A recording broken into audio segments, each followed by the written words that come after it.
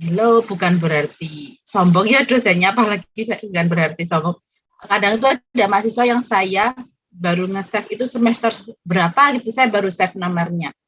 Karena saking banyaknya ya yang tiap hari WA, kemudian saking banyaknya grup. Jangankan kita kita ketemu aja di kelas, kadang-kadang saya masih lupa itu namanya siapa, butuh beberapa pertemuan gitu ya. Makanya jangan cukup-cukup, madam saya izin off kamera ya karena saya mau vaksin. Halo, ini siapa gitu kan, hello, kamu siapa gitu kan.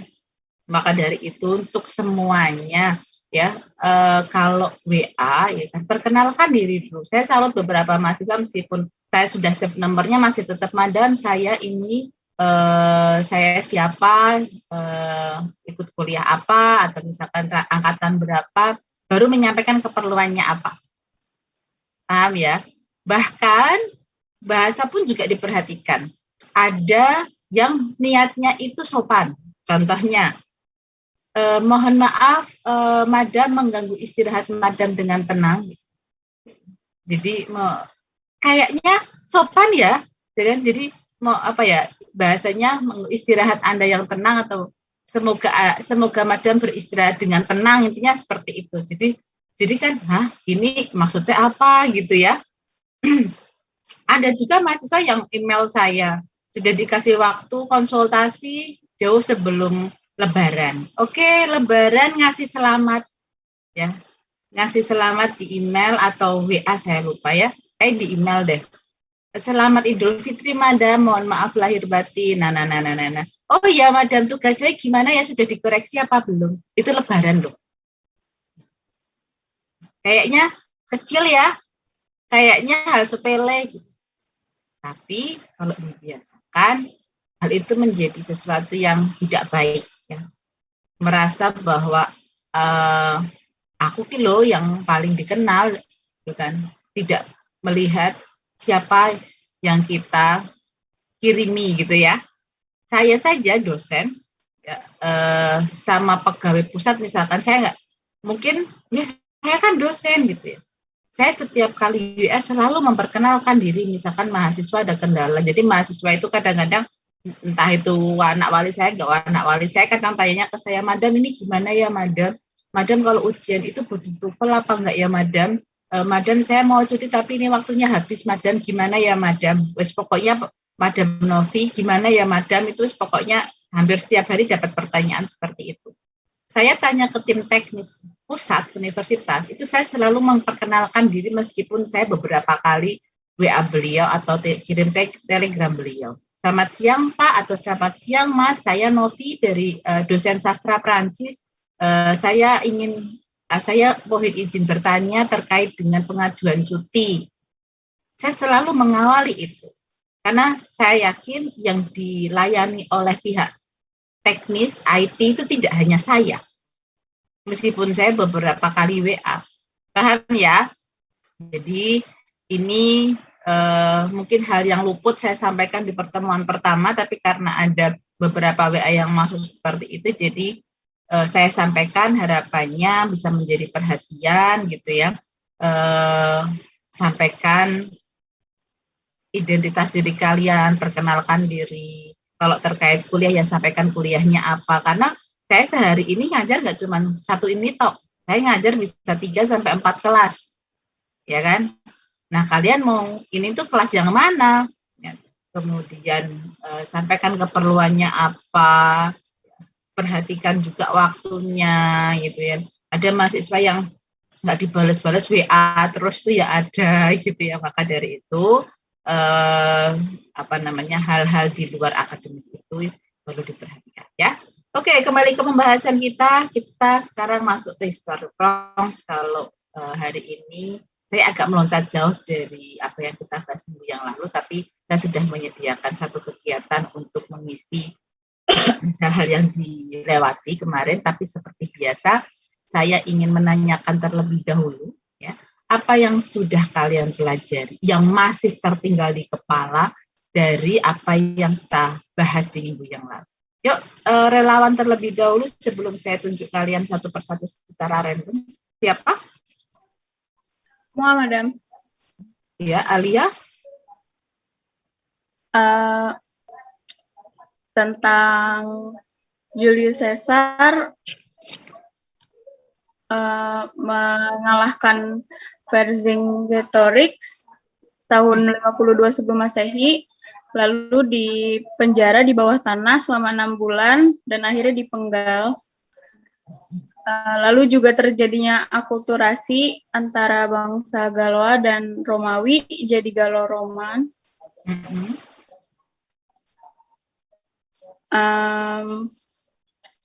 Udah madam segitu. Oke, jadi tipenya bukan 6 bulan ya, tapi 6 tahun ya. Oke, ada yang lain lagi? Satu lagi.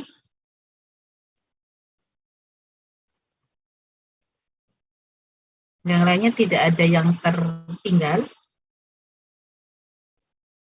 Saya mau coba Madam Ino. Oke, silahkan Ino. Minggu lalu tuh Romawi itu ke Galoa itu seperti orang Yunani sebenarnya. Awalnya niatnya untuk berdagang aja, tapi lama-kelamaan Romawi itu ingin menempati tanah tanah Galia. Nah, terus Galoanya itu sukanya dia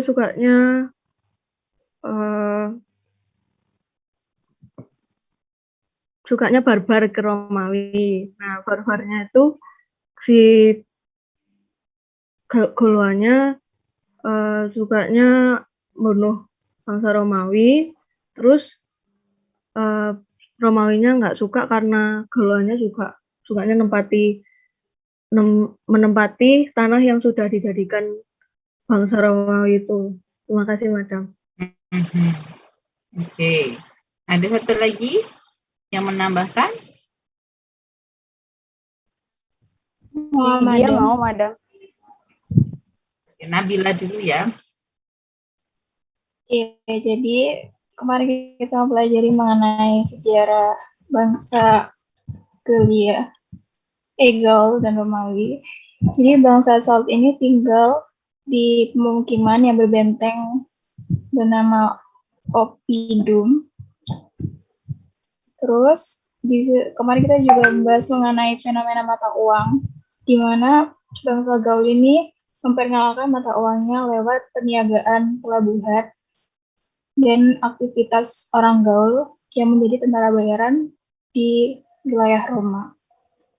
Lalu ada hierarki sosial, jadi dimulai dari kepala suku, lalu tentara, tabib, lalu di bawahnya ada pengrajin, petani, lalu budak. Udah, Madam. Terima kasih. Widya Winingsih ingin menambahkan? Tadi sudah disebutkan sama Nabila semua, Madam. Ya.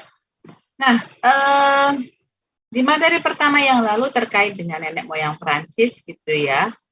Harapan saya sekalian tidak menjawab Asterix Obelix meskipun kemarin saya sempat memberikan film tersebut. Sudah dilihat?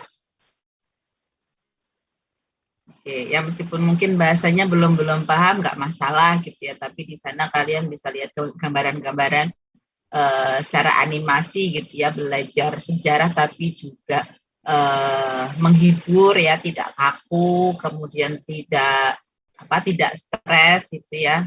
Ada lucu-lucunya karena Asterix Obelix itu memang karakteristik ceritanya itu lucu gitu ya. Jadi ini bisa salah satu menjadi cara kalian untuk belajar sejarah. Nah, bangsa Galoa ya tadi disebutkan bahwa kedatangan orang Romawi gitu ya. Saya lebih suka tidak menyebutnya barbar karena nanti ada kaum barbar sendiri. Jadi kita selalu mengatakan barbar itu sebagai aut-autan sembarangan saenake gitu ya. Tetapi sebenarnya kata barbar ini merupakan nama kaum dari Jermanik, dari Jerman gitu ya. Namanya kaum barbar. Justru malah kaum barbar ini terkenal dengan strateginya yang cepat, gitu ya, strategi perangnya yang cepat, dan ini yang kemudian membantu bangsa Romawi untuk melawan pertahanan dari bangsa Galoa. Dan dipimpin oleh siapa perlawanan bangsa Galoa terhadap Romawi? Vercingetorix.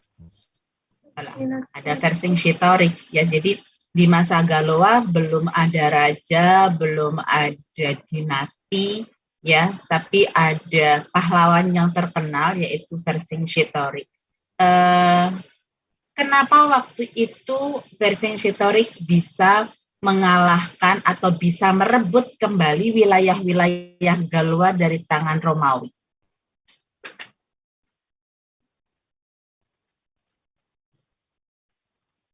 Karena dia bekerja sama-sama kepala suku bangsa Galoa, bukan, Madam? Iya, begitu. Jadi Vercingetorix berhasil menyatukan beberapa bangsa Galoa, ya, kaum Galoa yang akhirnya bersatu, ya. Kemudian mereka mempunyai sikap atau mempunyai karakteristik suka berperang, ya, akhirnya bisa melawan bangsa Romawi di bawah kepemimpinan siapa kemarin? Julius Caesar, Madam. Julius Caesar. Nah, ketika Vercingetorix berhasil mengalahkan atau berhasil merebut kembali, di mana posisi Julius Caesar pada waktu itu?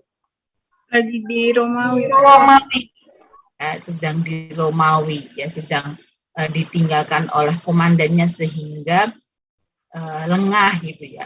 Nah, kemudian hal ini tidak membuat bangsa Romawi berhenti, justru memperkuat pertahanannya dengan mendapatkan bantuan dari bangsa Jerman ini, ya. Kemudian mereka membuat sebuah pengepungan, ya, ketika bangsa Galoa yang dipimpin oleh Vercingetorix ini merasa sudah bisa mendapatkan kembali beberapa wilayah, akhirnya bertahan di Bukit Alesia, ya, yang kemudian dibuat benteng Alesia, di mana tempat itu dianggap sebagai tempat yang strategis. Nah, tetapi karena strategi perang Romawi dan Jerman ini luar biasa, akhirnya berhasil mengepung itu. Ya, tadi sudah disebutkan mereka bangsa Galoa tinggal di tempat yang disebut apa tadi? Oppidum. Oppidum, ya. Jadi bisa dilihat di sini. Alesia merupakan salah satu oppidum bangsa Galoa yang dipimpin oleh Vercingetorix untuk bertahan di sebuah bukit, ya. Tapi ternyata hal itu dilawan oleh tentara Romawi dengan membentuk benteng Contravallation. Contravallation ini adalah garis perbentengan, ya, garis perbentengan yang digunakan untuk menghalau, ya. Jadi ada bantuan dari luar nggak bisa masuk, yang keluar, yang di dalam juga nggak bisa keluar untuk meminta bantuan. Ini adalah strategi bangsa Romawi yang dibantu oleh pasukan Jerman, ya, untuk mengalahkan pasukannya Vercingetorix dari bangsa Galoa. Ya, tidak hanya itu, bahkan bangsa Romawi juga membentuk yang namanya circumvallation. Ya, kalian bisa lihat di gambar ini, jadi contravallation itu yang pengepungan yang bagian dalam, kemudian dibangun lagi yang paling luar, yaitu circumvallation. Ya, dia yang di bagian luar, jadi semakin ketat. Kalau gambar 2 dimensinya seperti ini, ya, seperti kemarin sudah dibahas mungkin yang presentasi gitu ya. Di sini bisa dilihat bahwa ini adalah oppidiumnya bangsa Galoa, ya, di Bukit Alesia yang dipimpin oleh Vercingetorix, ya. Kemudian oleh bangsa Romawi dikepung, ya, dengan Contravallation, ya. Kemudian ada circumvallation yang bagian paling luar. Nah, dengan pengepungan ini, ya, ternyata tidak sekadar dikepung tapi juga eh, pasang jebakan ya, sehingga ini yang mengakibatkan bangsa Galoa tidak bisa keluar, ya, tidak bisa keluar dari wilayah tersebut yang semakin lama semakin kehabisan bahan makanan ya. Kemudian di sini juga ada parit-parit ya. Kemudian aliran sungai yang ada di situ dialihkan ya, sehingga mereka semakin kekeringan, semakin kelaparan, yang kemudian itu mengakibatkan atau apa ya, membuat Vercingetorix akhirnya menyerahkan diri, ya, menyerahkan diri kepada bangsa Romawi ya, karena sudah terdesak ya, pasukannya sudah kelaparan, sudah kekeringan, akhirnya Vercingetorix menyerahkan diri, kemudian setelah 6 tahun di penjara, kemudian dicekik dan dipenggal gitu ya, ceritanya seperti itu. Tapi meskipun demikian, Vercingetorix tetap menjadi pahlawan yang diakui oleh bangsa Galoa yang menjadi nenek moyangnya bangsa Prancis ya. Kalian bisa lihat di sini ada patungnya. Kalau kalian bandingkan dengan kemarin film yang kalian lihat atau mungkin sudah sempat cari yang Asterix Obelix yang Olimpik itu ya, ada kesamaan apa yang kalian lihat dari patung Vercingetorix ini? Kumitnya. Kumisnya, Madam. Kalian bisa lihat kumisnya ya, kemudian ada rambutnya, ya, pakaian yang dipakai ya, yang dikenakan, senjatanya pisau di situ, sehingga ya kalau kalian lihat penggambarannya siapa, Asterix ya, hampir ya gitu, Asterix. Kemudian ada yang di Olimpik itu ada Lovafix gitu ya. Nah, itu merupakan cerita awal terbentuknya atau awal mulanya bangsa Prancis ya.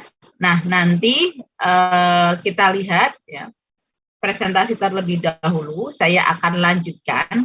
Nanti kita mundur ke belakang sebentar ya. Jadi yang kita bahas ini adalah feodalisme dan kapitan. Ya, nanti kita mundur sebentar untuk melihat kok bisa sih sampai di feodalisme dan kapitan ini, ceritanya bagaimana gitu ya. Oke, kalau begitu untuk mengefektifkan waktu, saya berikan kepada kelompok yang kedua ya, untuk mempresentasikan materinya hari ini. Jangan terlalu lama, maksimal nanti sampai jam 12:06 ya, 30 menit. Setelah itu nanti kita akan lanjutkan dengan diskusi bersama-sama. Yuk, silahkan.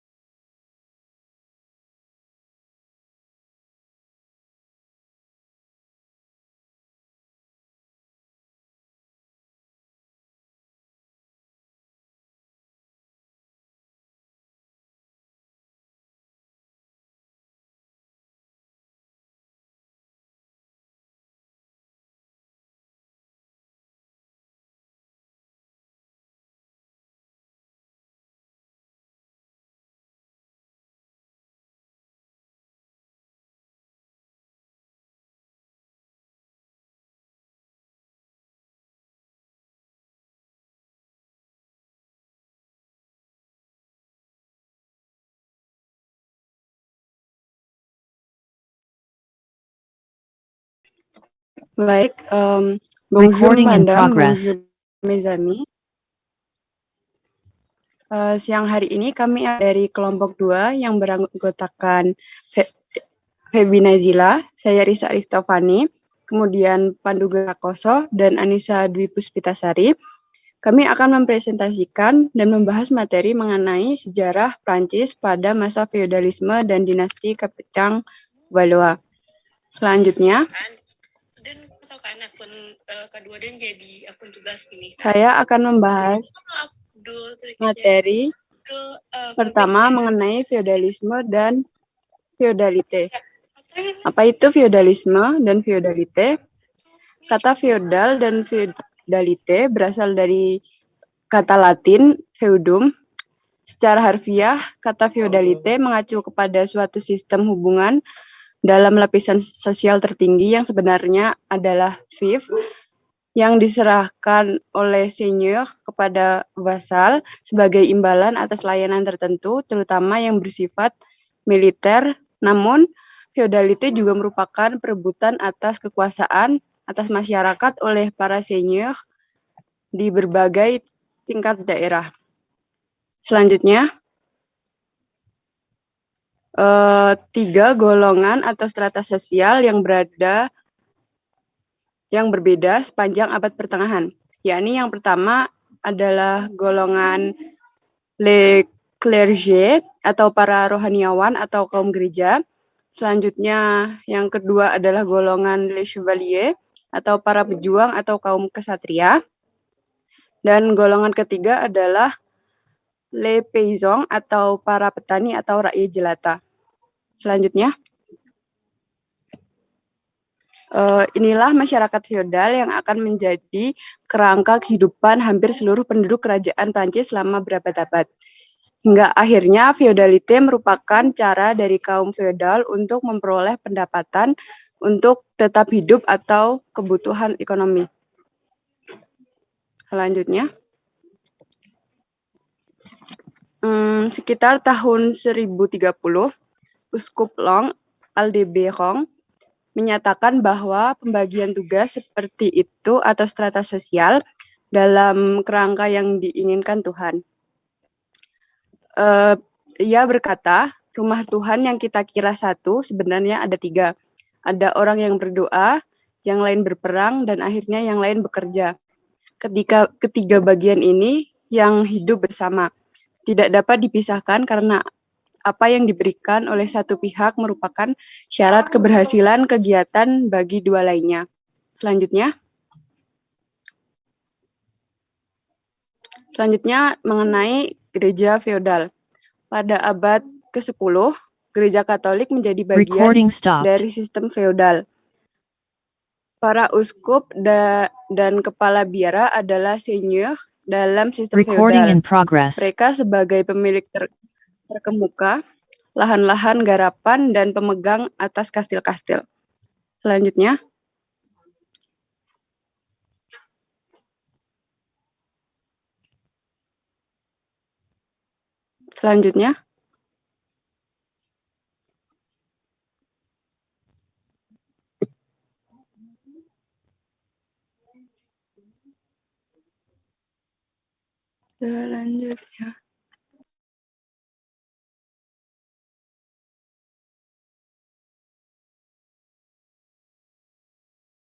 Recording stopped.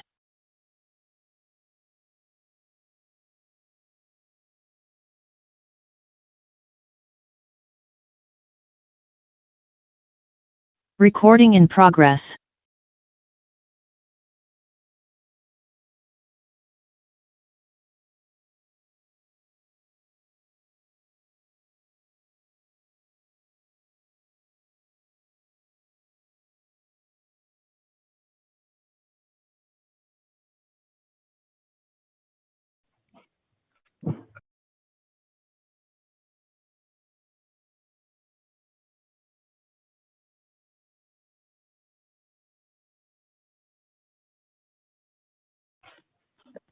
saya lanjutkan.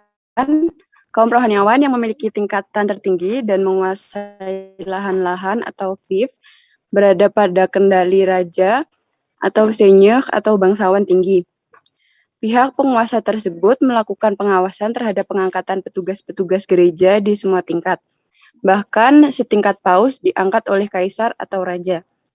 Maka tidak mengherankan apabila moralitas, derajat keagamaan, dan tingkat intelektual seseorang rohaniawan yang direkrut dengan cara demikian menjadi sangat rendah. Tidak jarang dijumpai pastor yang kawin atau hidup bersama seorang perempuan di luar nikah. Uskup yang merampas harta orang lain dan kepala Recording biara yang stopped. pergi berperang. Materi selanjutnya akan dibahas oleh Pandu. Silahkan. Oke, kita masuk ke reformasi Gregorian atau Reformation Gregorian. Ya, mula-mula sejak abad ke-10 terjadi reformasi kehidupan di daerah Bourgogne yang mendahului reformasi Gregorian dengan ciri utama yang pertama adalah kemandirian penuh yang lepas dari kekuasaan lokal, baik sekuler maupun agamawi, karena Cluny hanya berada di bawah wewenang. Yang kedua, yaitu menonjolkan kembali kemuliaan doa dan upacara liturgis yang merupakan fungsi utama para biara. Reformasi ini mendapatkan kesuksesan dan menghasilkan pembentukan ordo biarawan pertama dalam sejarah. Terdapat tindakan dilakukan oleh gereja untuk membatasi kebrutalan kelompok pejuang. Misalnya, tindakan ini disebut la paix de Dieu, yaitu kedamaian Tuhan atau perdamaian Tuhan, yang lahir dalam majelis-majelis besar yang diselenggarakan di Prancis Selatan.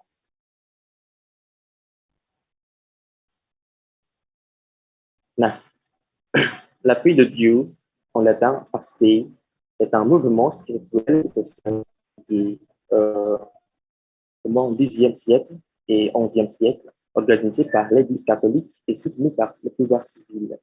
Son but est de devenir une pacification du monde chrétien occidental et de maîtriser l'usage de la violence dans la société. Yang artinya bahwa perdamaian Tuhan ini adalah sebuah gerakan spiritual dan sosial pada abad ke-10 dan abad ke-11 yang diselenggarakan oleh gereja Katolik serta didukung oleh kekuatan sipil. Nah, tujuannya apa? Tujuannya adalah untuk mendapatkan kedamaian, ya, memulihkan kedamaian dari dunia Kristen Barat dan untuk mengontrol atau mengendalikan kekerasan di dalam. Jadi tentu terdapat hukum-hukum yang diterapkan di zaman ini berkat tindakan la paix de Dieu. Nah, tindakan ini bertujuan untuk memberi perlindungan kepada tempat-tempat tertentu, yaitu tempat-tempat yang menerima orang yang tinggal akibat miskin dan kelompok tertentu yang dianggap lemah, seperti petani, petugas gereja, peziarah, dagang, dan lain-lain. Serangan kelompok orang yang berkuasa. Kelompok ini diajak mengambil sumpah untuk menghormati perdamaian. Apabila melanggar, gereja akan memberikan sanksi berat seperti ekskomunikasi atau bisa disebut sanksi-sanksi yang sifatnya akademis. Nah, pada awal abad ke-11 diterapkannya la trêve de Dieu, yaitu gencatan senjata atas nama Tuhan. Nah, hal ini yang melarang semua kegiatan perang pada hari dan periode tertentu berdasarkan hari-hari kerja. Yang demikian, sedikit demi sedikit bahwa dunia orang yang berdoa memisahkan diri dari dunia orang berperang. Karena memang berbeda dunia antara orang berdoa dan berperang. Maka tumbuhlah cara berpikir baru yang menghasilkan reformasi Gregorian di Roma yang berasal dari nama seorang Paus Gregorius VII yang berhasil mencabut pengendalian kelompok sekuler atas pengangkatan gerejawi. Jadi reformasi Gregorian itu diambil dari nama paus ini yang adalah Gregory. Reformasi ini menimbulkan banyak perlawanan hebat dari pihak penguasa sekuler, khususnya di Jerman dan Inggris, sementara raja-raja Prancis mampu menyesuaikan diri. Tentu gerakan semacam ini pasti mendapatkan perlawanan karena tujuannya untuk mencegah habis orang-orang yang memang akal. Nah, gereja di zaman feodal di bawah pengaruh Paus berupaya mengkristenkan masyarakat dalam segala aspeknya, termasuk dalam hal politik dan peperangan. Gereja mendukung pembentukan golongan ksatria atau chivalry, yang dimana chivalry ini terdiri dari pasukan, dan telah berhasil memajukan kekuatan prajurit dengan semangat agama pada abad ke-11 dan 12 di bawah pimpinan perwakilan Paus, yaitu dalam perang salib yang bertujuan merebut makam Kristus dari kaum Muslim yang menduduki Yerusalem. Tahun 1025, orang-orang berkunjung ke tanah suci Palestina karena seruan Paus Urbanus II di Clermont untuk menjalankan perang salib. Hal ini mendatangkan baik dari lapisan bawah di bawah pimpinan pengkhotbah terkenal seperti Pierre Lermite maupun dari satria di bawah pimpinan pangeran-pangeran utama seperti Kong Raymond IV de Toulouse dan Duc de Foix de Bouillon.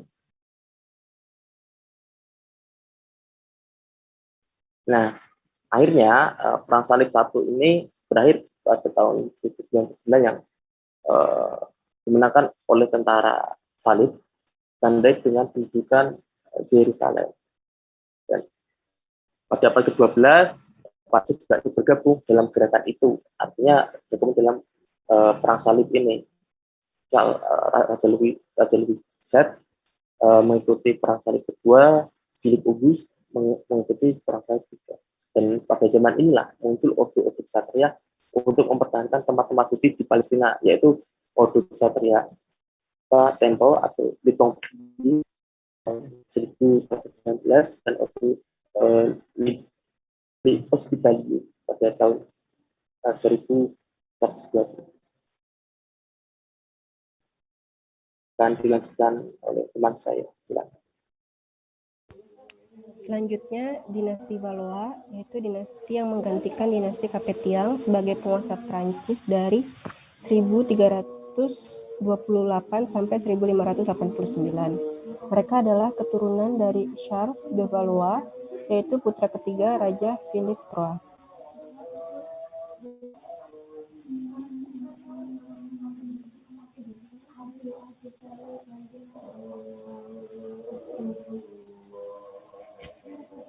Sebentar, mohon maaf.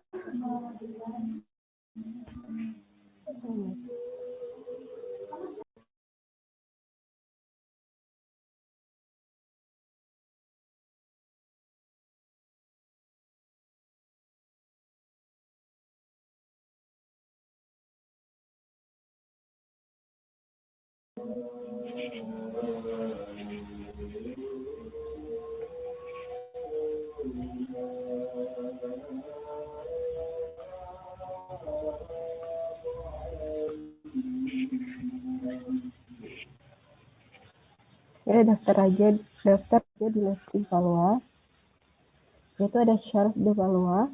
Dia adalah pendiri cabang tapi belum memerintah. Selanjutnya ada Raja Philippe VI de Valois sejak tahun 1328 sampai 1350. Kemudian ada Jean de Lebon dari tahun 1350 sampai 1364. Ada Charles Le Chaz dari 1364 sampai 1380. Kemudian ada Charles VI Le Fou dari 1380 sampai 1422. Kemudian ada Charles VIII Le Victorio dari 1422 sampai 1461. Contohnya ada Louis XVI Le Prud'homme dari tahun 1461 sampai 1483. Selanjutnya ada Charles VIII La Fable dari 1483 sampai 1498. Philip VI yang beruntung. Philip VI memiliki julukan yang beruntung dari tahun 1293 sampai tanggal 22 Agustus 1350. Merupakan Raja Prancis dari tahun 1328 hingga 1350. Dia merupakan putra Charles de Valois dan akan menjadi raja pertama dinasti Valois. Pada tahun 1328, Raja Charles IV dari Prancis meninggal tanpa keturunan langsung. Philip adalah salah satu dari dua penuntut utama tahta bersama dengan Raja Edward III dari Inggris yang ibunya adalah Isabella dari Prancis, kan saudara perempuan mendiang Raja Charles. Philip naik ke mahkota berdasarkan hukum salik yang melarang perempuan dan mereka yang turun di garis perempuan untuk berhasil tahta. Ia dimahkotai pada tanggal 27 Mei 1328 di Katedral di Reims. Pada bulan Juli 1313, Philip VI menikah dengan Jeanne dari Burgundy. Dalam putaran ironis untuk naik tahta, Jeanne yang cerdas dan berkemauan keras dikatakan sebagai otak di bawah tahta dan penguasa Prancis yang sebenarnya. Mereka memiliki 7 anak. Ya, yang pertama ada Jeong Du yang lahir 26 April 1319 sampai 8 April 1364. Kemudian ada Marie, Louis. Kemudian ada Louis yang lahir pada tanggal 8 Juni 1330 sampai 23 Juni 1330. Kemudian ada Jeong, ada Philip, dan ada Jeanne. Setelah Jeanne meninggal pada tahun 1348, Philip VI menikah dengan Blanche de Grou pada 11 Januari 1350. Mereka memiliki seorang putri bernama Jeanne. Pemerintah Philip VI diselingi dengan krisis. Banyak di antaranya merupakan akibat dari kekalahan di medan perang, khususnya pada pertempuran Neclus pada tahun 1340 dan di Crécy pada tahun 1346. Pada tahun 1348, wabah pes menyerang yang menewaskan 1/3 dari seluruh populasi. Kekurangan tenaga kerja menyebabkan inflasi melonjak dan raja berusaha untuk memperbaiki harga, yang membuat negara tersebut tidak stabil. Pada kematiannya, Prancis masih merupakan negara yang terpecah dan dipenuhi dengan kerusuhan sosial. Raja Philip VI meninggal di Nogent-le-Roi, Haute-Loire pada 22 Agustus 1350 dan dikebumikan bersama istrinya Blanche de Navarre pada tahun yang lahir 1330 sampai 1398 di Basilika Santo Denis. Dia digantikan oleh putra Jeanne dari Burgundy yaitu Jeong Du. Kemudian Charles VI itu yang merupakan seorang raja Prancis dari tahun 1380 sampai kematiannya. Charles merupakan anggota dinasti Valois. Charles VI berusia 11 tahun ketika ia menjadi ahli waris tahta di tengah-tengah perang 100 tahun.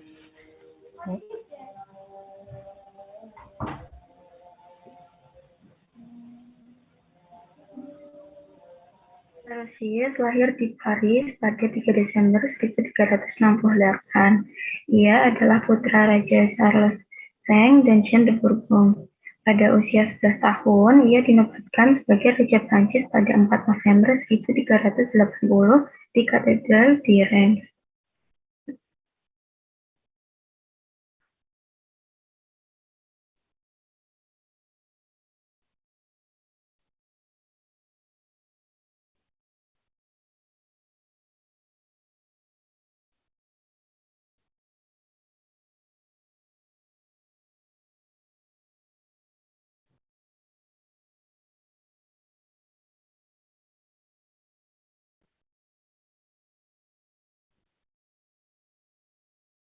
Charles Le Fou. Charles disebut juga dengan Le Fou atau yang gila. Hal ini karena serangan psikosis yang ia alami pada awal usia 20-an. Penyakit mental yang telah diwariskan selama beberapa generasi melalui ibundanya, Jeanne de Bourbon. Dokter saat ini percaya, berdasarkan pasang surutnya, bahwa dia mungkin sebenarnya menderita gangguan bipolar. Bague de Sontong atau yang sering disebut dengan Perang 100 Tahun. Perang 100 Tahun adalah rentetan perang yang berlarut-larut antara Inggris dengan Prancis dalam kurun waktu kurang lebih 1116 tahun.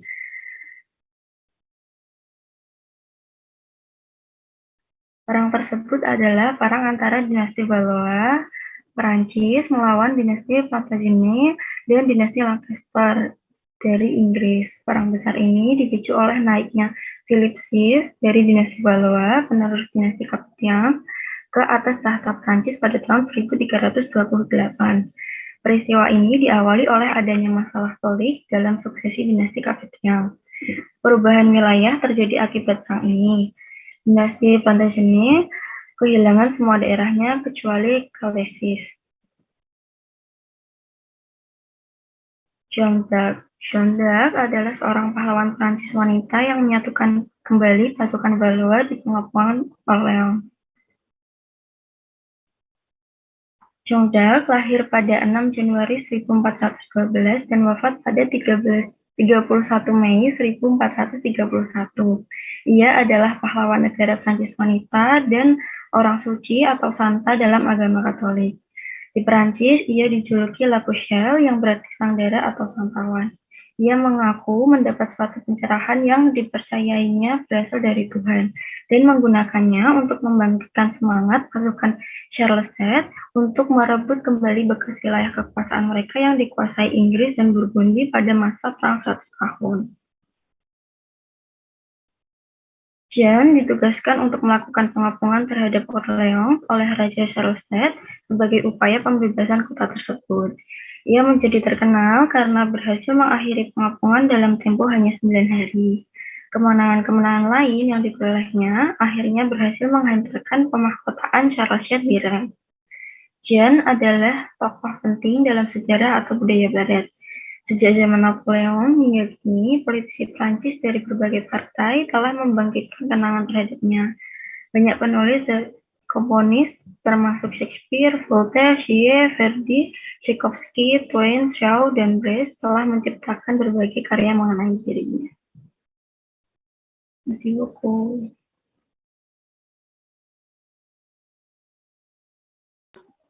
Sesi selanjutnya adalah sesi diskusi atau tanya jawab. Dari kami membuka 3 pertanyaan untuk teman-teman.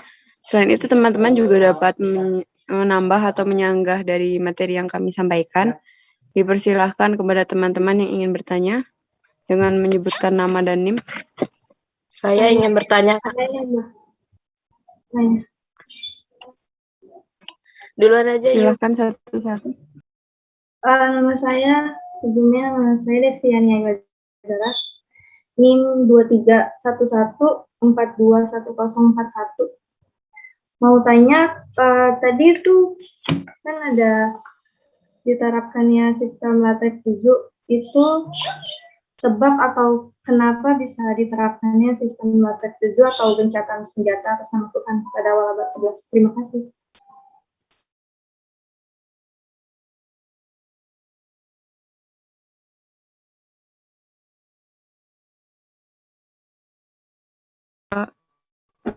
Selanjutnya kita kumpulin dulu ya pertanyaannya.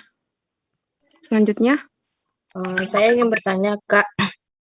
Nama Mahadinda Auria Rahma, NIM 2311421075.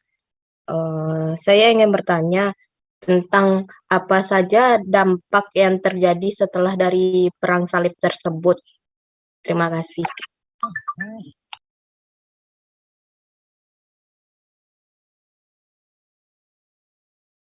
Sama-sama, oke. Selanjutnya dia yang mau bertanya. Saya ingin bertanya. Silakan. Nama Supriyadi, NIM 2311421045. Ingin bertanya, mengapa gereja di zaman feodal berusaha mengkristenkan masyarakat dalam segala aspek?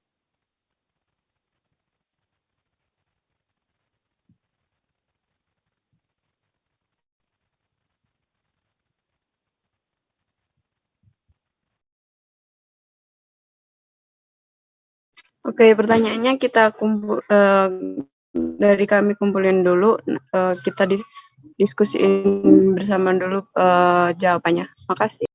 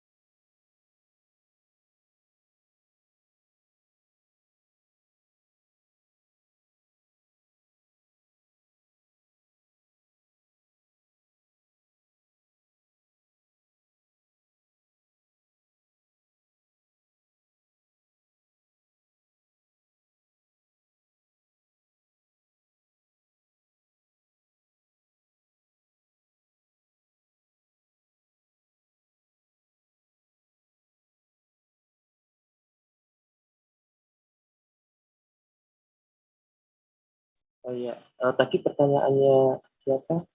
Ayu tadi apa bilang?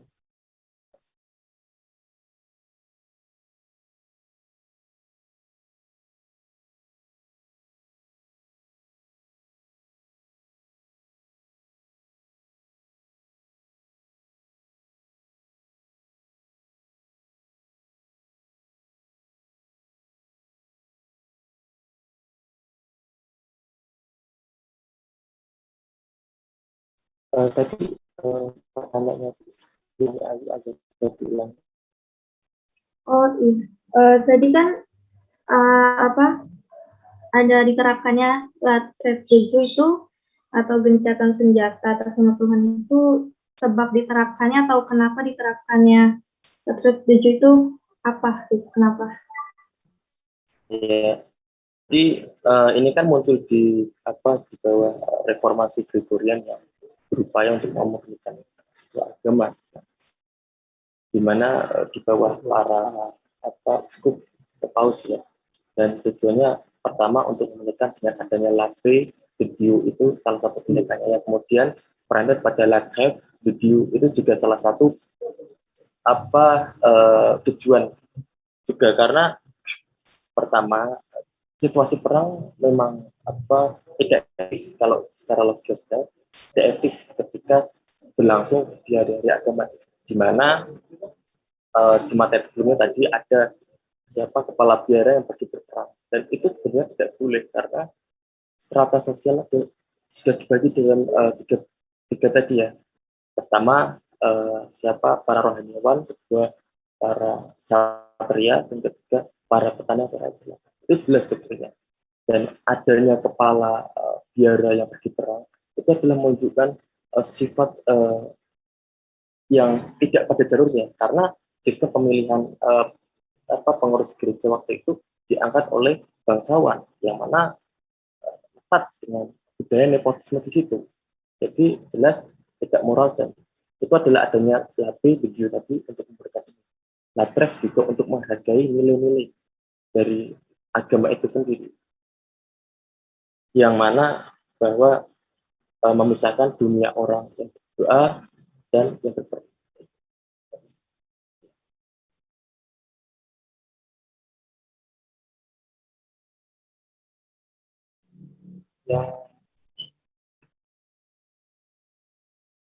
Yang kedua tadi Mas Dinda bisa diulang.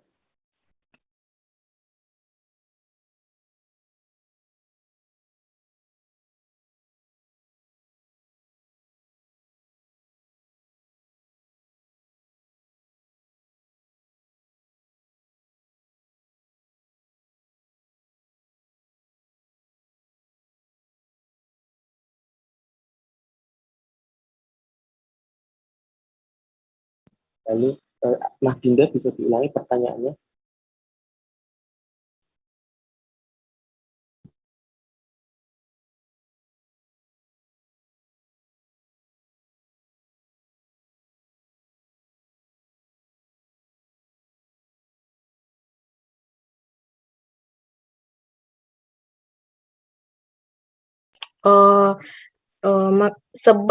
Sebab atau akibat dampak dari yang terjadi setelah perang salib gitu, Bang.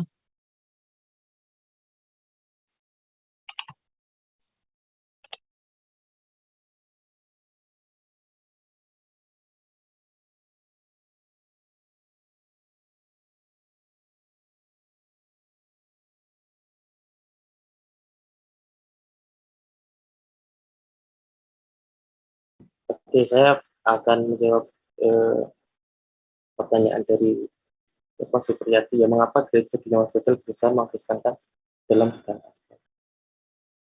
Perlu kita ketahui bahwa masyarakat sosial tidak dapat dipahami tanpa melihat peranan gereja. Pertama, karena para pengurus gereja uskup kira dianggap yang paling pertama karena menjadi representasi dari wakil itu. Dan kemudian peran gereja ini juga saling berperan dengan kaum satria atau bangsawan, yang mana tujuannya adalah menguasai wilayah-wilayah atau lahan-lahan yang disebut biasa. Dan ini menjadikan para kepala biara dan uskup menjadi pemegang terkemuka dari lahan-lahan tertentu juga. Itu yang satu. Kemudian apa namanya? Nah, karena pihak ini juga pihak rohaniawan itu juga dikontrol oleh para pihak penguasa. Siapa pihak penguasa itu? Ya, para bangsawan, para senior atau raja-raja itu. Karena seharusnya kendali sebuah kepala biara atau kaum rohaniawan ini ada acuannya adalah satu, ada Tuhan. Tapi zaman feodal ini justru ia yang sudah dikendalikan oleh kaum bangsawan. Itu yang menjadi alasan pertama. Yang kedua, dalam segala aspek, ya memang dalam hal politik ya, karena pemilihan kepala biara pun kalau bukan teman terdekat atau dari para bangsawan itu, ya tidak akan dipilih. Kemudian siapa yang menang nanti akan dimintai seperti imbalan dan sebagainya. Kemudian juga para petani juga dikenakan perjanjian yang namanya jima, di mana para petani ini harus membayar sepersepuluhan hasil dari panennya. Pun para pedagang yang berjualan juga harus memberikan keuntungan. Itulah. Jadi pada zaman ini memang saya akui bahwa tidak murni.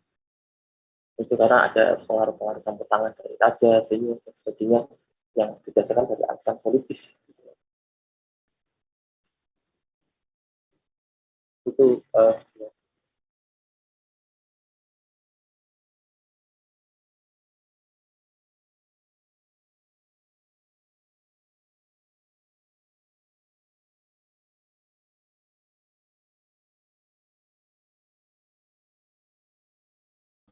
Anissa mau menjawab? Dampak dari perang salib ya. Jadi yang tanya ini siapa? Mahadinda ya? Iya, Kak. Iya, itu beberapa dampaknya. Yang pertama pasti kalau perang itu banyak korban jiwa. Terus dari perang salib, dampak yang lainnya ada penemuan benua Amerika, karena perang ini mengilhami rute perjalanan ke India yang mengenai Tanjung Harapan. Penemuan dunia baru tersebut mempersiapkan mereka untuk melakukan penjelajahan samudera di kemudian hari dan berlanjut dengan usaha negara-negara Eropa untuk melaksanakan kolonialisasi di berbagai negara di timur termasuk Indonesia. Lalu ada terputusnya jalur perdagangan Eropa dan Timur Tengah. Perang salib memberi pengaruh pada terputusnya jalur perdagangan Eropa dan Timur Tengah. Hal ini disokong dengan dikuasainya Konstantinopel. Pedagang Eropa mulai mencari jalan lain untuk mendapatkan rempah-rempah secara langsung. Lalu ada juga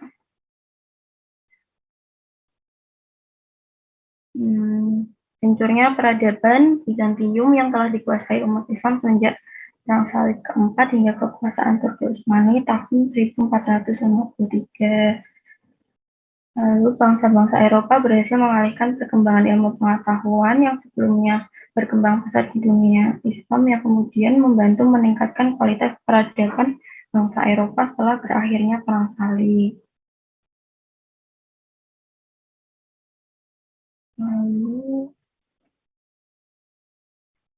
ya, kurang lebihnya seperti itu. Makasih. Baik, terima kasih, Kak.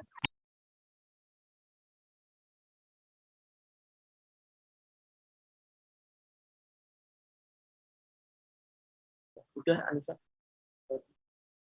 Sudah diakhiri?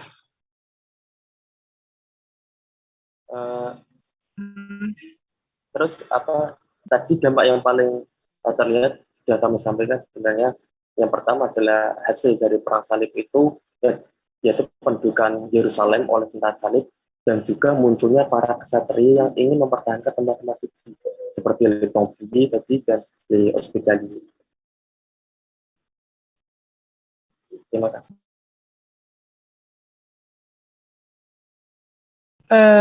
Baiklah, sekian dari kelompok kami. Mohon maaf bila ada kekurangan atau kesalahan. Merci beaucoup.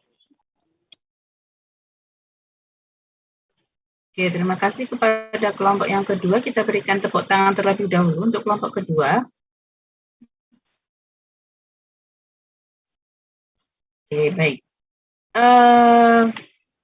Mata kuliah Histoire de France di kurikulum kali ini memang berbeda dengan kurikulum yang sebelum-sebelumnya.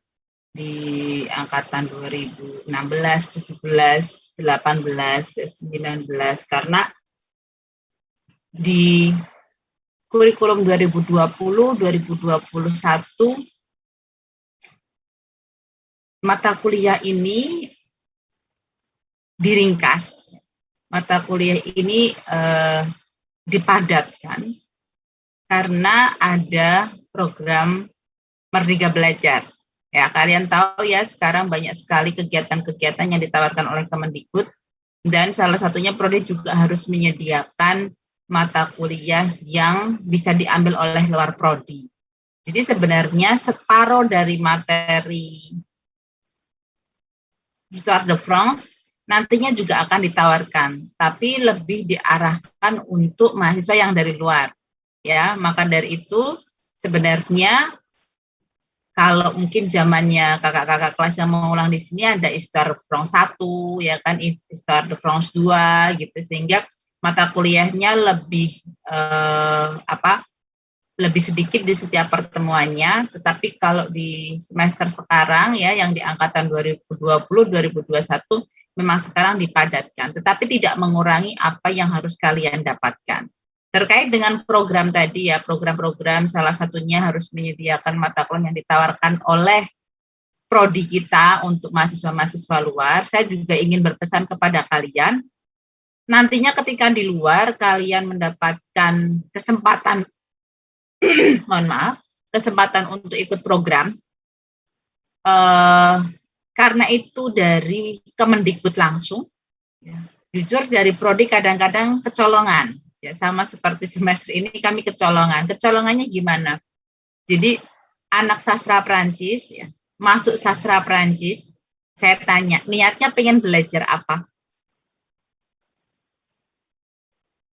Masuk sini niatnya belajar apa?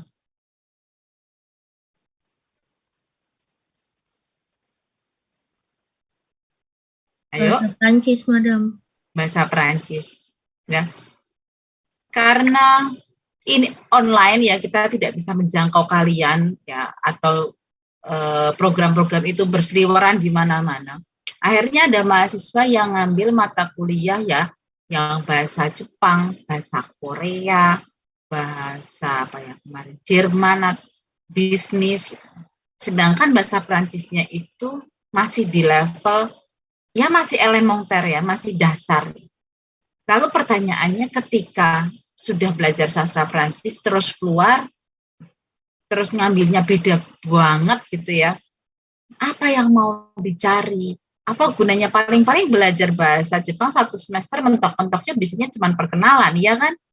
Jadi maksud saya, nanti kalau kalian ada program-program di luar, ya satu, ketika pilih program itu selalu konsultasikan dengan dosen wali, ya. Yang kedua, pilihlah yang tidak terlalu melenceng. Yang ketiga, kalau memang mau milih tambahan, kuatkan dulu bahasa Prancisnya. Nah, ini tak selipkan di mata kuliah saya. Kenapa? Karena kemarin kejadian yang ngambil ikut program tapi tanpa pengetahuan dosen walinya, yang bingung dosen wali sama prodi. Ini nanti gimana kalau nilainya nggak bisa direkognisi? Ya tiwas ikut kuliah di mana-mana ternyata tidak sesuai dengan mata kuliah yang ada di prodi kita. Padahal sekali lagi kalian masuk sastra Prancis kan pengennya belajar bahasa Prancis ya kan, belajar pengetahuan Prancis. Baru semester 2 ya naik semester 3 udah pengen dalam tanda kutip melarikan diri gitu ya. Padahal bahasa Perancisnya belum mapan. Kan eman-eman. Eman-eman kalau cuma tahu bahasa Perancis cuma tahu ya kan. Bahasa Jepang cuma tahu ya. Jadi tahunya sedikit-sedikit.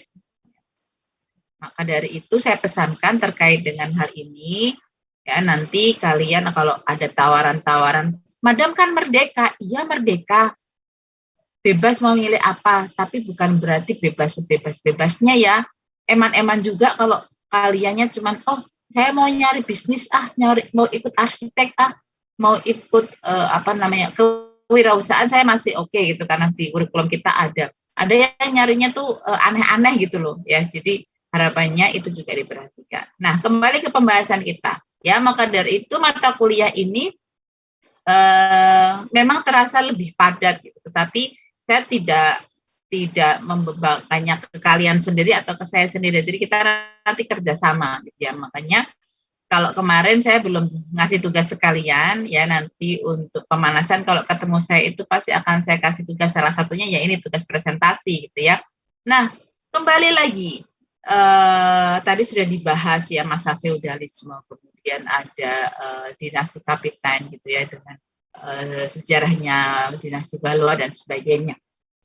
Kemarin juga dibahas bahwa baru saja tadi ya diulangi bahwa bangsa yang pertama di Prancis itu bangsa Galois ya, dengan pasukannya itu Vercingetorix ya. Setelah kekalahannya Vercingetorix ya, kemudian oleh bangsa Galois perlawanan terhadap Romawi semakin lama semakin sedikit ya, semakin menerima dengan adanya pendudukan dari bangsa Romawi. Kemudian bangsa Romawi pun juga akhirnya memperluas kekuasaannya di wilayah Gaul ya. Kalau dulu di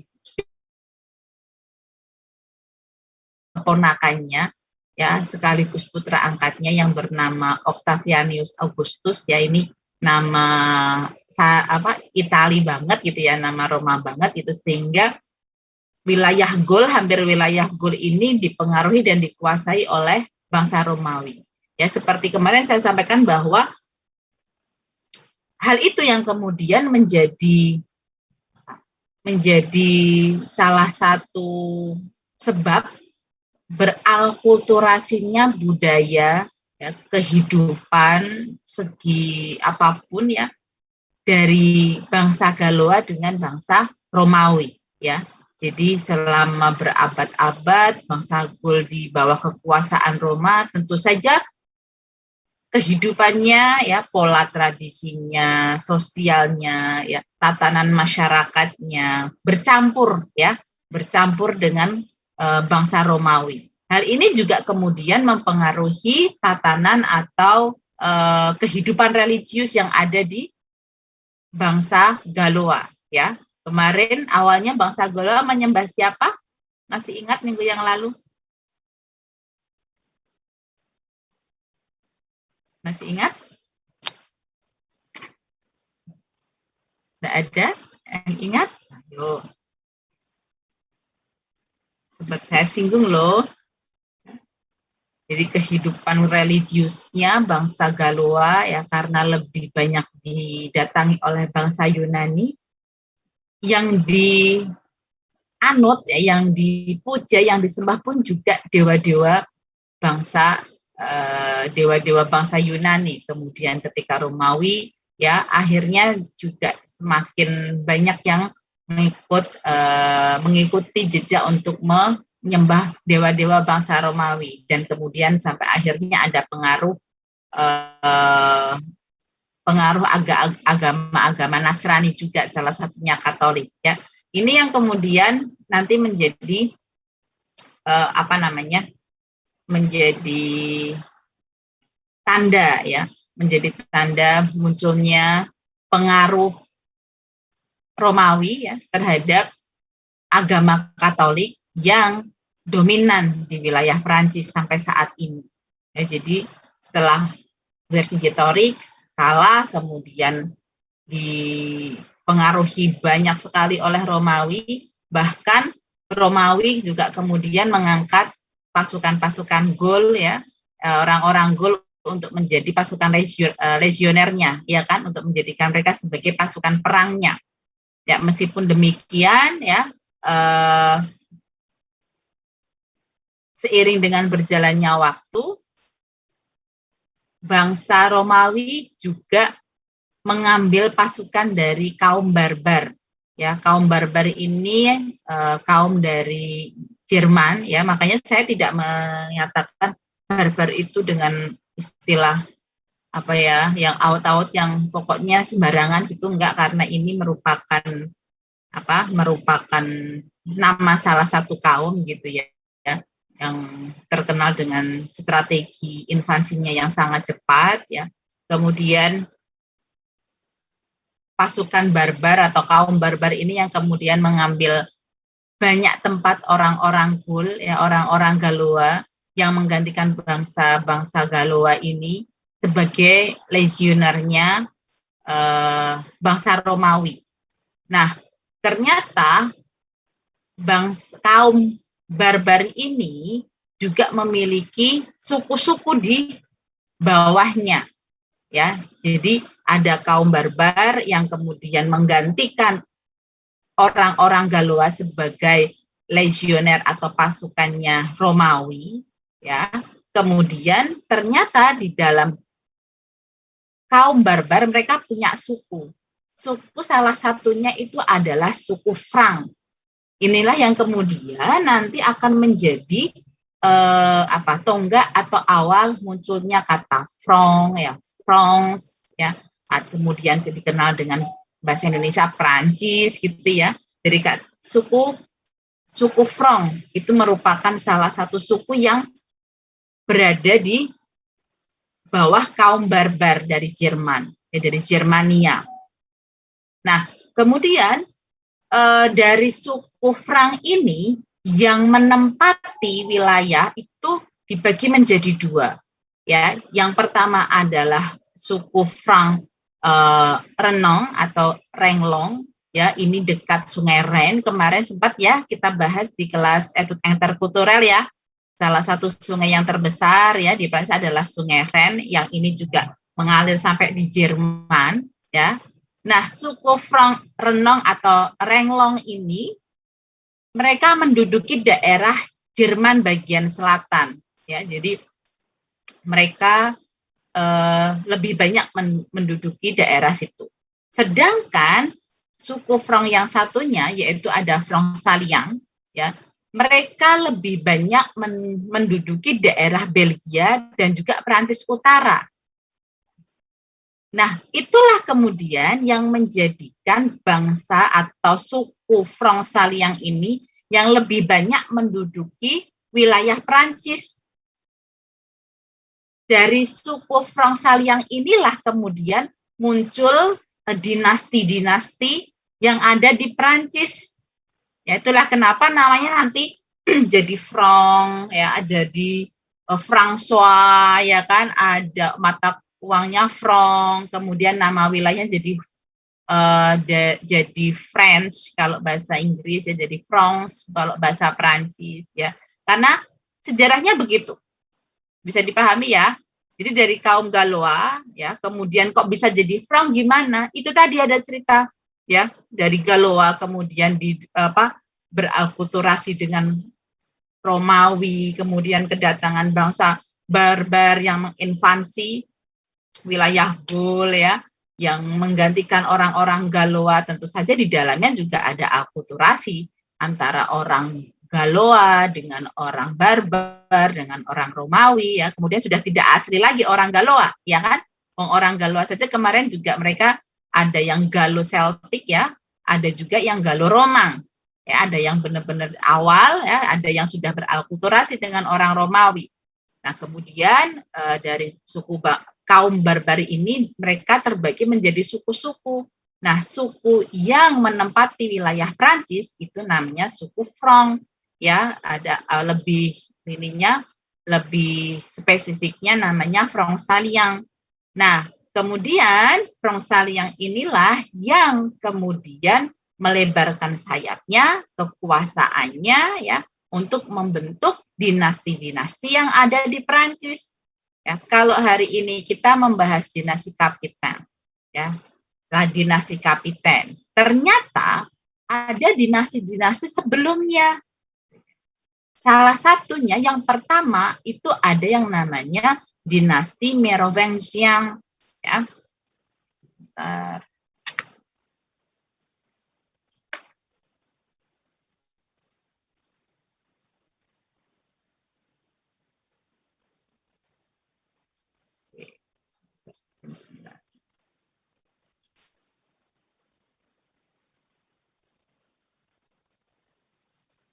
Ya, jadi ini adalah salah satu dinasti ya, dinasti pertama yang muncul di wilayah Prancis ya, yang muncul di Prancis, yang pada waktu itu masih bernama wilayah Gaul ya, ada dinasti Merovingian.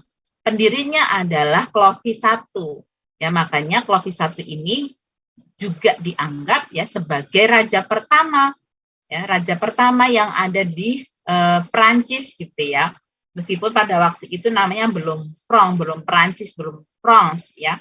Nah kemudian nama dinastinya ini diambil dari nama kakeknya Clovis ya, dari kata Meroving. Nah ini nanti yang akan menjadi tugas kalian. Siapa sih Clovis, keturunannya siapa, ini nanti akan jadi tugas kalian. Yang menjadi penting adalah ketika dinasti Merovingian ini, salah satunya adalah masuknya agama Katolik atau agama Nasrani, tapi lebih ke Nasrani yang Katolik ya, Kristen Katolik ya, masuk ke wilayah ini. Lebih masif, lebih progresnya lebih kelihatan. Kenapa? Karena Clovis ini kemudian menikah dengan putrinya Raja Burgund, ya namanya Clotilde, ya, yang ternyata beragama Nasrani, ya, dan memiliki salah satu upaya untuk menyebarkan agama Nasrani. Ya. Nah itu juga memberikan pengaruh pada kehidupan masyarakatnya ya di masa Clovis ini, memberikan dampak secara religius. Mereka akhirnya banyak yang menganut agama Nasrani. Nah, kemudian secara singkat ya, setelah ada dinasti Merovingian, ya, dinasti yang kedua setelah dinasti Merovingian ini runtuh, muncul yang kedua, yaitu dinasti, ada yang tahu?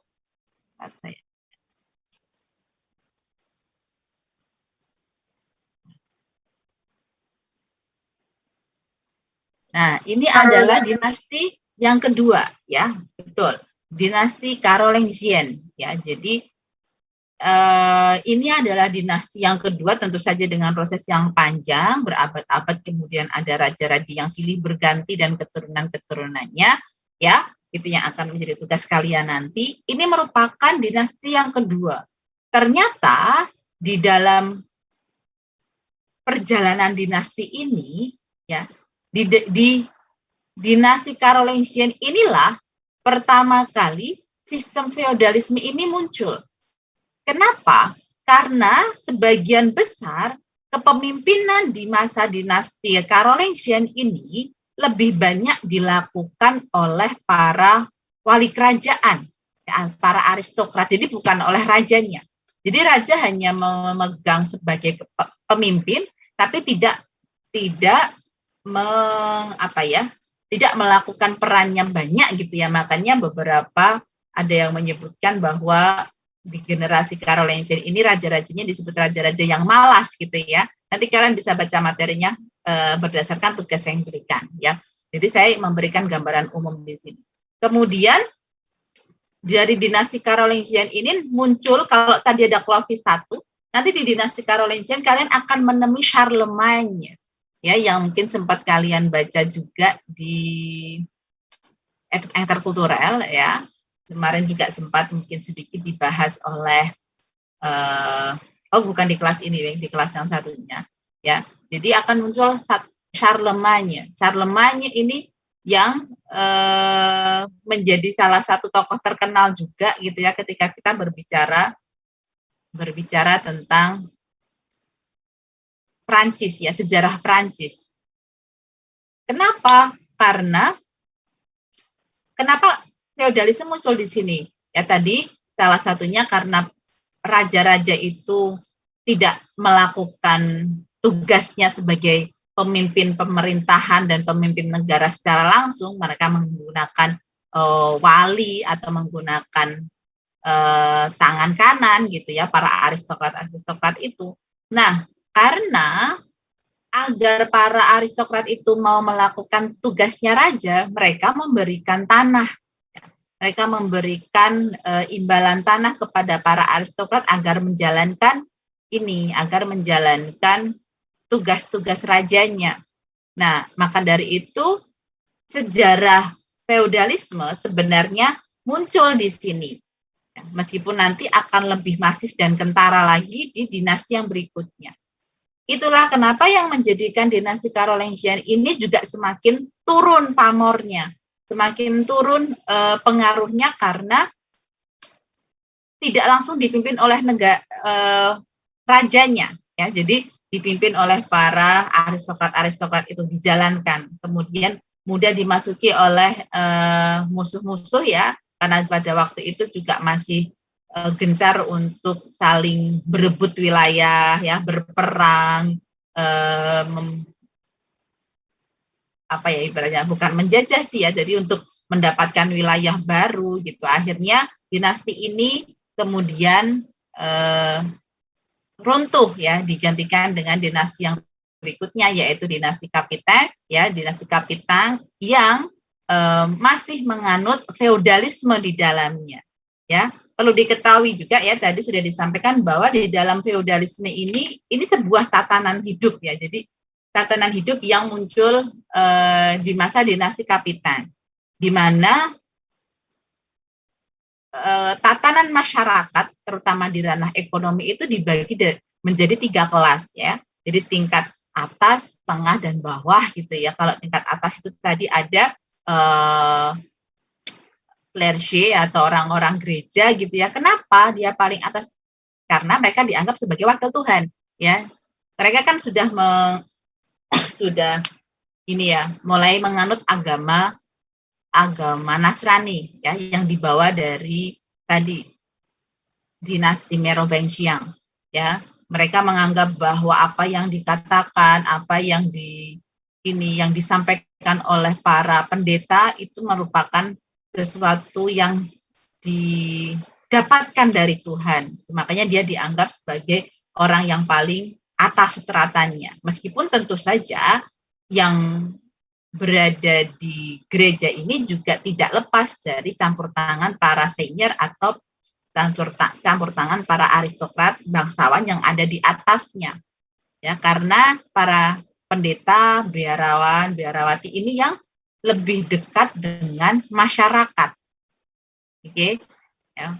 Kalau di zamannya Galois ya lebih ke ini ya, bukan pendeta ya, tapi druid ya, dukun itu ya. Tapi kalau di masa dinasti ini yang paling tinggi dia adalah clergy atau orang-orang gereja gitu. Kemudian tugasnya adalah berdoa ya. Yang dimintai restu gitu ya, yang memohon gitu ya, harapannya dikabulkan oleh Tuhan gitu. Kemudian di kelas yang kedua itu ada chevalier, cheval dari kata cheval itu berkuda, cheval itu kuda ya, chevalier berarti pasukan yang berkuda ya. Nah, kemudian tugasnya adalah berperang. Kemudian paysan itu adalah petani. Ini adalah kelas yang paling bawah. Ya, kenapa kelas yang paling bawah? Karena mereka yang harus bekerja. Mereka yang harus menyetor pajak, mereka yang harus menyetorkan hasil bumi mereka untuk kedua kelas yang ada di atasnya.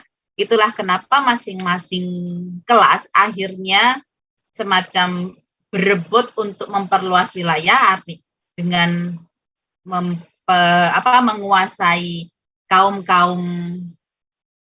petani, ya, dengan harapan yang disetorkan juga semakin banyak. Ya, tentu saja ini ada campur tangan dari yang paling atas, para aristokrat tentu saja, ya. Jadi ini adalah sistem, ya. Kemudian ada membayar 10/10, kemudian bayar pajak. Ini dimulai dari munculnya feodalisme di dinasti Kapitang ini. Bisa dipahami ya alur waktunya ya. Jadi ketika berbicara tentang feodalisme ternyata tidak langsung muncul di dinasti Kapitang, tapi muncul di dinasti yang sebelumnya, Carolingian. Ya, Carolingian ternyata terpengaruh juga dari dinasti yang sebelumnya, dari Merovingian. Nah, tugas kalian adalah saya akan memberikan link materi ini, ya. Nanti kalian bisa unduh di sana, bisa baca di sana beberapa materi yang sudah dibahas oleh kelompok yang presentasi ataupun yang saya sampaikan tadi atau yang kita bahas di minggu sebelumnya, ya. Jadi kalau yang nggak masuk di kelas ini hari ini tidak akan mendapatkan link tersebut, ya.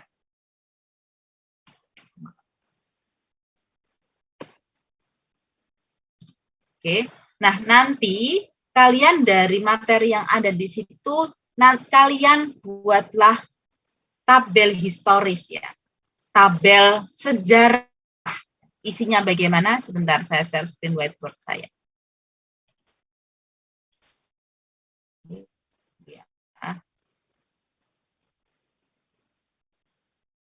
Oke, whiteboard saya sudah terlihat? Belum, Madam. Belum, Madam. Belum, Madam. Oke, kita tunggu.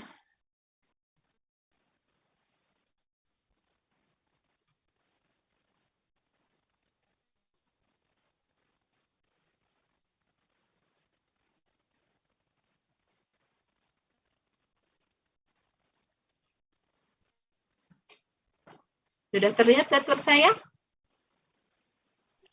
Belum, Madam. Belum, Madam. Baru layar putih doang. Ya, layar putih memang itu whiteboard. Tapi Sudah, Madam. ya. Baik ya. Jadi bagaimana tabel yang harus kalian buat? Jadi nanti kalian membuat ya, tabel yang terserah kalian mau bikinnya apa, tapi saya terimanya nanti dalam bentuk PDF ya. Jadi kalian buat nanti tabel. Oke, nanti di sini akan ada dinastinya. Oke. Kemudian nanti kalian di sini tulis rentang waktunya. Oke. Kemudian nanti di sini kalian sampaikan tokohnya.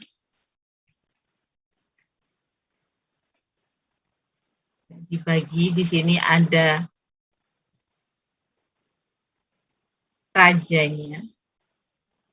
Kemudian di sini ada keturunannya.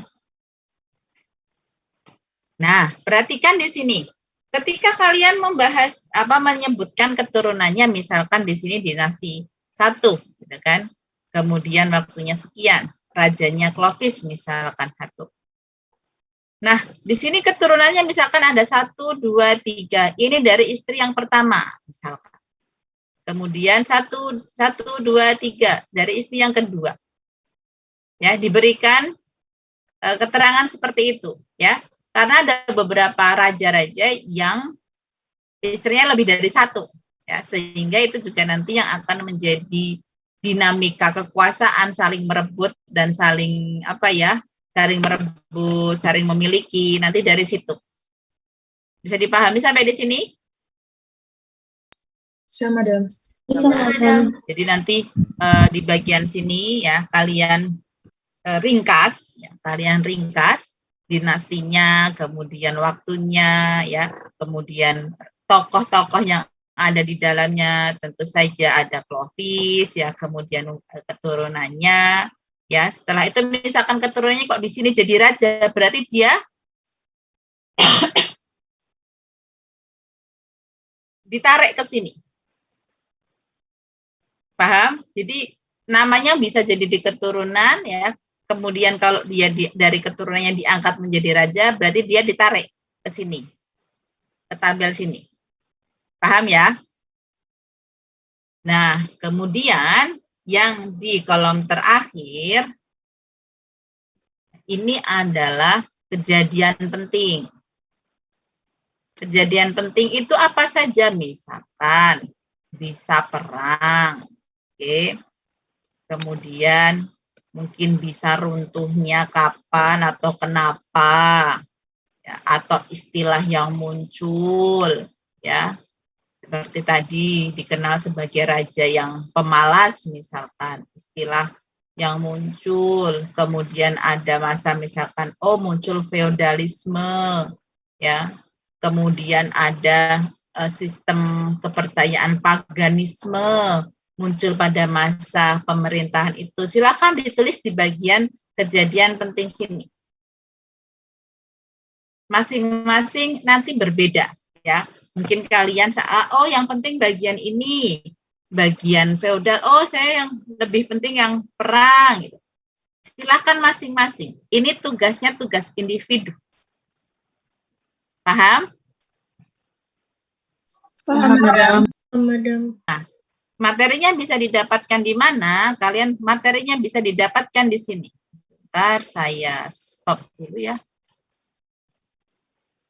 Silakan di foto atau dicatat ya, ditirukan tabelnya.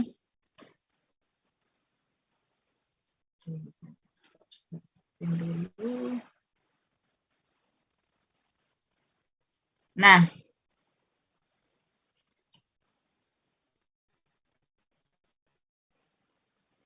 kalian bisa ambil dari sini.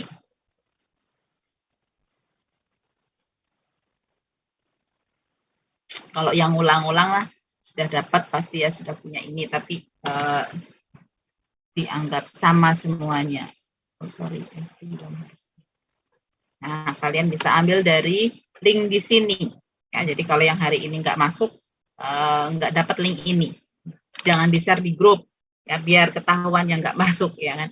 Nah, jadi nanti kalian akan mendapatkan PowerPoint tadi, ya, yang sudah sempat sedikit-sedikit saya tampilkan. Ya. Kemudian kalian coba buat tabel historis tadi. Ya, paham? Kemudian silahkan kalian buat dengan aplikasi apapun, tapi tolong kirim, nanti saya berikan wadah di Elena, dalam bentuk PDF. Silahkan filenya mau dikasih nama apapun, tugas histoire boleh, ya, tugas tabel sejarah boleh, apapun. Tapi jangan lupa ketika nyimpan filenya diberi nama kalian. Oke, jangan hanya nimtok, jangan hanya tugas histoire, atau malah kadang-kadang itu karena mungkin kiriman dari temennya gitu ya, namanya pakai nama WhatsApp gitu loh, dokumen WhatsApp kayak gitu. Jadi saya harap tidak seperti itu. Kemudian di dalamnya tolong ditulis nama kalian juga. Kenapa? Beberapa kali ya, setiap pengumpulan tugas itu ada aja mahasiswa seperti itu, yang ngumpulin file tapi ternyata di filenya itu nggak dikasih nama. Ya, jadi kalau nggak dapat nilai ya bukan salah saya loh ya. Cuman kadang-kadang saya nggak tegel itu ya. Ya udah tak press di belakang, nanti yang belum dapat nilai oh berarti itu punyanya dia. Saya gitu. Tapi kalau saya jengkel tak biarin. Ya, maka dari itu kalau mengerjakan tugas sejelas mungkin ya, di filenya dibiasakan diberi nama kalian, adalah identitas kalian ya. Kemudian di nama filenya nanti di rename, kan biasanya kalau nyimpen kan entah doc entah apa gitu ya. Nah itu diberi juga nama kalian ya, jadinya jelas. Paham ya? Atau lebih bagus juga kasih name, kasih nama. Nah itu akan lebih jelas, mudah untuk diidentifikasi. Jadi kalau habis nilai oh langsung ini punyanya siapa gitu ya. Karena akan setiap tugas akan saya periksa. Kemudian silahkan nanti kalian kirimkan di Elena, saya akan berikan waktu 10 hari. Ya, nanti kalian bisa lihat deadline-nya kapan, jamnya kapan, lihat di Elena. Karena di Elena akan terlihat kalian telat 1 detik, 2 detik itu kelihatan. Maka dari itu ada mahasiswa yang ngumpulin tugas saking bandelnya ya, ngumpulin tugas telatnya 83 hari, 84 hari. Jadi kuliah sudah selesai setelah sekian lama gitu ya, baru ngumpulin tugas, ketahuan. Oke, dan itu juga nanti akan masuk ke dalam penilaian. Paham sampai di sini? Cover mau dibuat macam-macam boleh, mau pakai logo UNES, mau pakai bendera Perancis, mau pakai lambang gambarnya Vercingetorix, mau pakai gambar raja, monggo silahkan. Saya tidak saklek. Ukuran huruf ya mau apapun silahkan. Yang penting rapi, jelas bisa dibaca. Jangan pakai yang simbol-simbol atau tulisan-tulisan Latin yang nggak terbaca. Mau pakai Comic Sans, mau pakai Arial, mau pakai Times New Roman, monggo silahkan. Ya asalkan jangan pakai Calibri ukurannya 8 itu ya kecil-kecil banget gitu ya. Jadi silahkan kira-kiranya itu bisa dibaca ya, jelas, rapi. Silahkan kalian modifikasi tugas kalian. Madam mau memasukkan foto, mau memasukkan gambar, silahkan. Ya, silahkan kalian gunakan kreativitas kalian untuk mengerjakan tugas ini. Karena ini juga merupakan salah satu unsur nanti dalam penilaian harian kalian. Jadi ini nanti untuk ngumpulin tugas satunya ya. Jadi tidak hanya karena aktif saja di kelas, tapi juga dari tugas-tugas yang saya berikan. Dipahami? Paham, Madam. Ya, jadi tadi ada apa? Saya memang meringkas ya. Artinya saya tidak menyampaikan sampai detail banget. Nah, karena itu nanti kerja kalian ya, kerja bareng. Saya yakin nanti setelah kalian membaca dan membuat tabel tersebut ya, kalian akan paham lebih rinci lagi ya bagaimana bagaimana kekuasaan ya. Kekuasaan itu beralih dan berganti. Itu kalian akan dapatkan dari tugas yang saya berikan ini. Ya, tadi saya hanya memberikan kulit-kulitnya saja. Bagaimana kok sampai di dinasti Kapitang, ya, kemudian bagaimana kok sampai ada feodalisme. Ya, saya sambung tadi dengan pembahasan di awal pertemuan kita tadi tentang perlawanannya Vercingetorix. Ya, kemudian muncul bangsa barbar, kaum barbar punya suku namanya Franc-Saliang yang menduduki daerah Prancis. Nah, Franc-Saliang lah ini yang kemudian menjadi benih ya, menjadi sejarah awal ya munculnya raja-raja yang ada di Prancis sampai ke dinasti yang berikutnya. Begitu ya. Ada pertanyaan? Jelas ya tugasnya ya? Ya. Kalau begitu, kelas saya akhiri, nanti saya akan isi ulangnya dan saya akan informasikan di grup untuk diverifikasi. Untuk kelompok yang ketiga, nanti kita saksikan akan presentasi mengenai Raja Louis, ya, tadi sudah sempat dibahas sedikit, ya. Nanti yang kita bahas adalah Raja Louis yang sudah mulai terkenal, gitu ya, mulai memiliki ciri khas tertentu gitu ya yang bisa kita pelajari ya. Kita lihat dulu presentasinya seperti apa, makanya dipersiapkan. Siap ya kelompok 3 ya? Ya, kelompok 3? Siap, Madam. Oke ya. Nah, nanti setelah itu akan saya lanjut dengan penjelasan dan juga diskusi kita bersama-sama ya. Oke, kalau begitu silahkan dikerjakan dengan baik tugasnya, waktu kalian 10 hari, dan jangan lupa nanti kelas ini diverifikasi. Bon, merci pour aujourd'hui et au revoir. Merci beaucoup, Madame. Merci beaucoup, Madame. Bonjour, Madame. Saya ya. Ya, Madame.